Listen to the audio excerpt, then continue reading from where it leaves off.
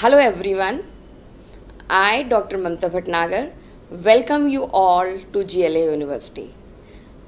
I am from the Department of English and today we are going to learn something about auxiliary verbs. Verbs are the very important part of English grammar because no sentence is complete without the use of verbs. Verbs can be of two types, main verbs and auxiliary verbs. Auxiliary verbs, as the name itself shows, they are helping verbs. Sometimes they are used alone and sometimes they may be used with the main verbs for some functional purposes. Mainly, there are three main auxiliary verbs. Like first one is to be, second have, and third do. Right? So to be verb has its forms like is, are, am, was, were, be, been,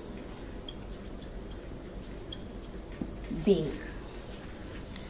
These verbs may be used alone also and they may be used with some main verbs also.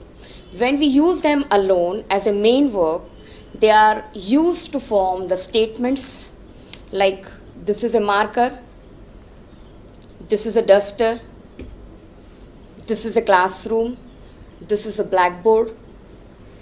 You are students, you are learners, that was your school, those were players, like this. Be can be used alone also to form commands like be firm, be polite, be helpful, be kind-hearted, be charitable, this way. Been generally used with perfect continuous tenses like I have been doing it for a long time. You have been studying English for a long time. They have been playing since morning. Or we can use it to form passive voice like the work has been done. The work has been finished. Right? But when we use these verbs as auxiliary verbs, first of all, they are used to form tenses.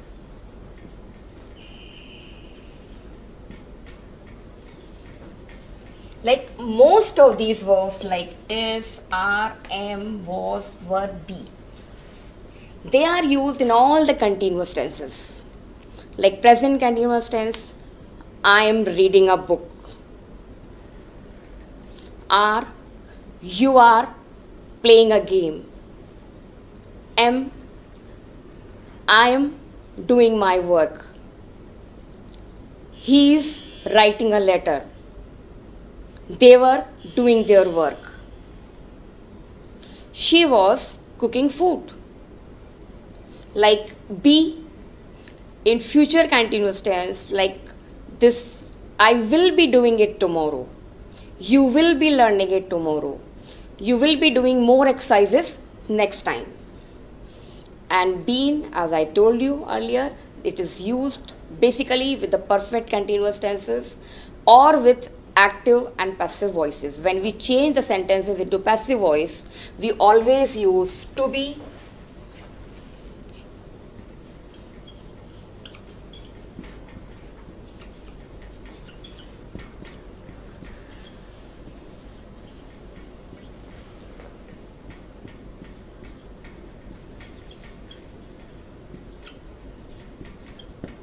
see, in passive voices, no passive voice can be formed without using to be and third form of verb. This we will discuss in class later when you join us. Then second verb is have. Have has its main form as has, have, and had. You know very well, has and have both are used in present tense, and had is the past tense form of has and have. Do you know, children, where do we use has and where do we use have? Has is used with third person singular number. Third person, you know, the person we talk about. Who is first person? The speaker. I am the first person. Second person, you, the person I am talking to. And the third person, he, she, it, or they, or the people I talk about. Third person singular number may be he, she, it, or it can be somebody's name, it can be some city, it can be some professional's name, it can be some relation's name, or many more.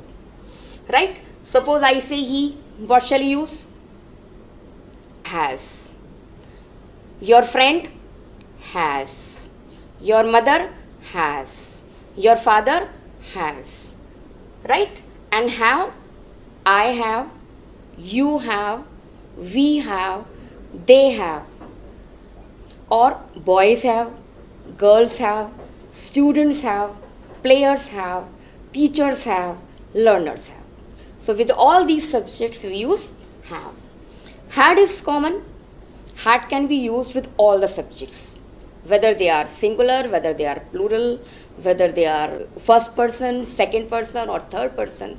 With all the persons and all the numbers, had can be used. Just like the verb to be, verb have can also be used independently. Independently, the verb have means to experience something, to possess something, or to just sometimes eat also. Like we have dinner, we have lunch, we have a cup of tea, you have a nice house, right? You have experience also, you have dreams also. I had a nice dream yesterday. You had a nice dream yesterday. You had a very good experience, right? And had can be used with all the subjects, but same thing to refer to the past.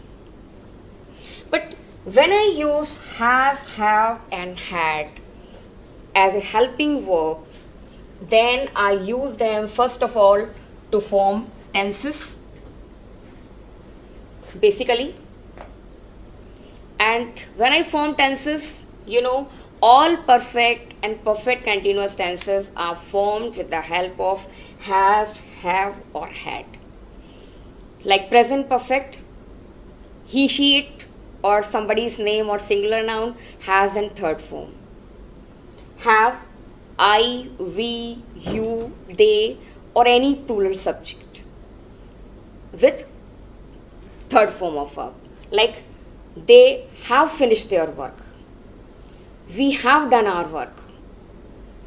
They have written the assignment. They have joined the classes. She has done her assignment. And had is used with past perfect tense, like had and third form. We had done it when we were in school. Maybe you will say when you meet me, Madam, we had learned auxiliary verbs when we were in school. Quite possible, right? So, has, have, and had as an auxiliary are also used to show compulsion.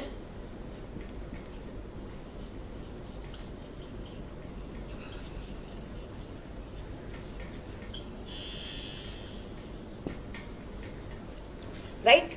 You have to learn it. You have to take the test. You have to finish the assignments. You have to practice grammar. You have to complete all the assignments given to you. And when you change these sentences, not as helping verb but as main verb, into negative, what do? You add do not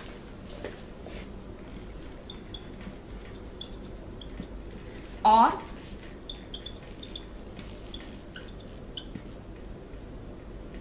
does not. He has a nice thing to do. He does not have a nice thing to do. Again, when we use do not and does not, then we will use only have, not this. With negative, this will not be used. In negative, you don't have to use this. Similarly, when you are using had, then you have to use did, not, and then have. He had some urgent work to do, change it to negative. He did not have any urgent work to do. Right? And when you change them into interrogative, then do, does, and did, they may be used at the beginning of the sentence. Like,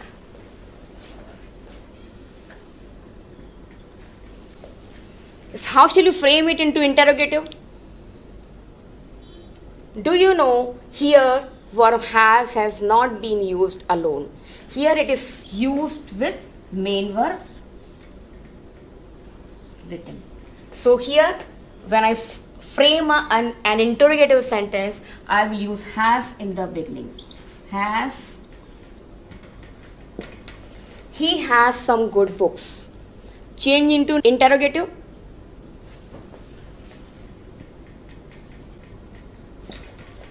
Does he have some good books?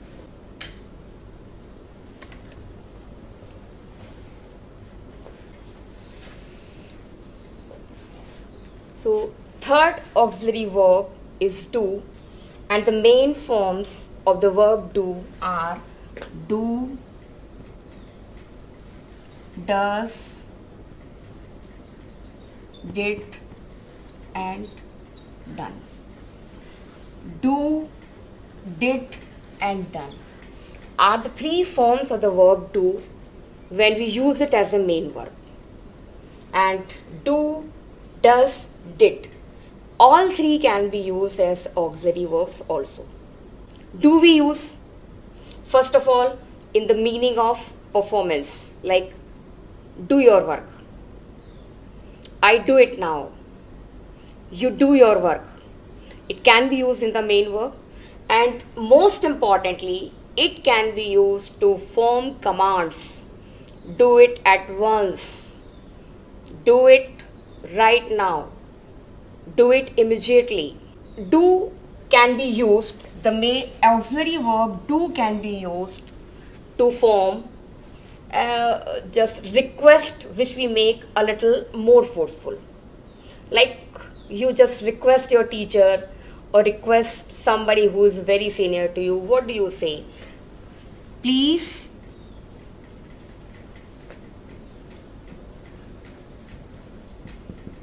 do visit us. Up here, do is just used to emphasize the request. Sometimes your teacher scolds you, you always come late to the class. No ma'am, I never do come late. So this way we emphasize something. Either it may be in the form of request or it may be in the form of negating something. See, do, does, did, and done. Done though is generally used as a main verb. Done is not used as an auxiliary verb. It is used as the third form, past participle form of the verb do. But do, does, and did, all three are used as auxiliary verbs. Do and does are used as an auxiliary verbs in simple present tense when we frame negative sentences. Like, the child likes ice cream. How shall I change it into negative?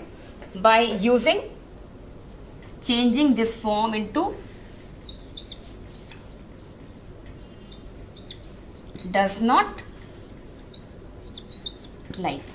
Here I would like to tell you one thing. What is does? Does is do plus es. When es you have already added in does, don't repeat it here. So likes will become like. Like should not remain likes after using does. Right? So what will be the sentence like? The child does not like ice cream. So just like is third person singular number, he, she, it, somebody's name may be there, any singular noun may be there. We can use their does to change the sentence into negative and also in interrogative. With all other subjects like I, we, you, they, plural nouns like farmers, doctors, reporters, ministers, we use do plus first form of verb. Right? The players play a nice game. See, if I have to change it into negative, what shall I do? Do not.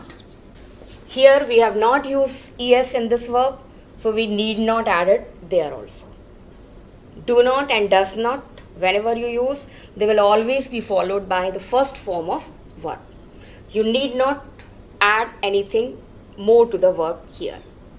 And how shall you change it into interrogative? The child likes ice cream. Does the child like ice cream? The players play a nice game. Do the players play a nice game? In this way. Did is used. Did is used as a helping verb in simple past tense. Right? We all wrote our essays very well. What is this wrote here? This is again the second form of verb. And when I use here did is also the second form of verb. So while changing it into negative and interrogative, I should not add the second form of verb again. We all wrote our essays very well. How shall I change it into negative? We all did not write our essays very well. So did not plus first form of verb. And when I change it into interrogative, this did will come in the beginning. Did we all write our essays very well? This way. You will find more examples in the material given to you. Study it.